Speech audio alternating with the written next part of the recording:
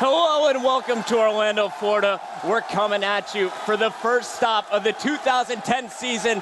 And guys, we are super excited. I'm Chris Puckett, and joining me tonight, Scott Lacier and D-Mac. Guys, how you feeling? Awesome, Chris. Do you hear this crowd? It's incredible.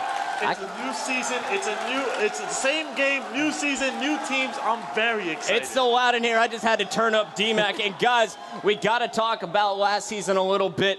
Now, D-Mac, last season we saw our top teams, Triggers Down and Straight Rippin, basically dominate the regular season. But in the end, it was Believe the Hype and Classic in the finals. None of our top three teams were in the finals. What happened?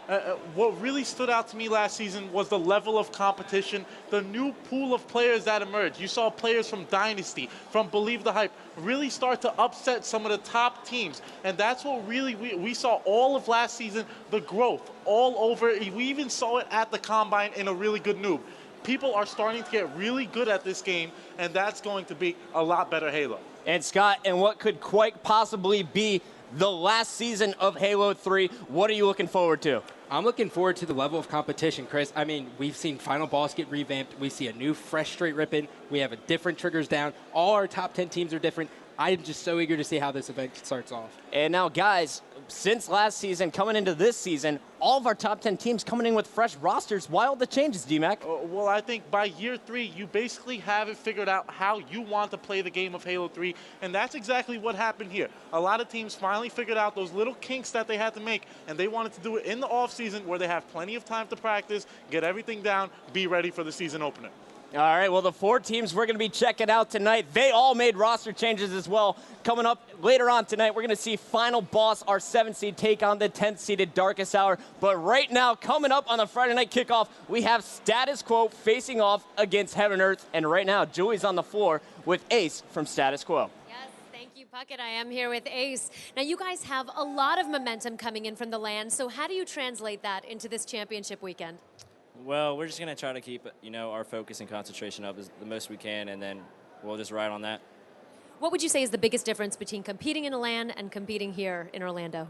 The biggest difference would have to be probably definitely the audience and basically everybody watching. Do you feel intimidated with all these guys watching you? Not that much, no. Not even when they scream really loud? Nope. Just still play the same. All right, what goals have you guys set for yourselves this weekend? Our goals are just to take it one game at a time and play our best every single game. Okay, excellent. Well, good luck to you. Chris Puckett, up to you. Ace is the man. Perfect answers. He's ready to play, obviously. He's focused. And that's the way you have to approach a tournament, is one game at a time. You can't overlook anyone. You see a lot of big-seeded teams overlook a lot of teams, and they get upsetted. They're going to take it one game at a time, and they're going to need to, because the team they're playing against, D-Mac, lots of firepower, heaven and earth, looking good at this event. And right now, we have Julie down on the floor, sitting next to the 2009 national champion, the new member of Heaven and Earth, Clutch. Thanks, Puckett. I am here with Clutch, who just took a sip. So you're fresh off a national championship win with Believe the Hype. So what made you choose this team? I saw a lot of potential in the individual skill, and I knew if we just worked on stuff and built chemistry off the individual skill, that we could be a top team in no time. And what advantages does your team have now with 2 national champions on your team? The advantages are a lot of leadership. We know how to play the game. We've shown it. And we obviously know what we're doing, so the other 2 obviously listen to us, and it works. Okay, well, they have to follow the leaders. Now, you guys have an extremely tough bracket ahead. You're facing off with Status Quo.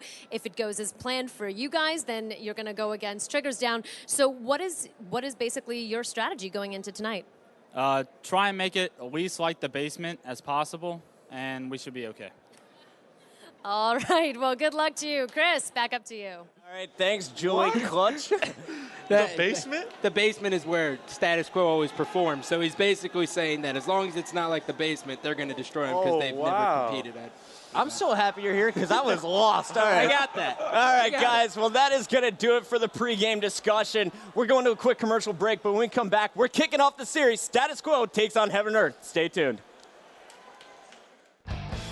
The 2010 Major League Gaming Pro Circuit is brought to you by Dr. Pepper, Stride Gum, Astro Gaming, and Matador by Jack Links.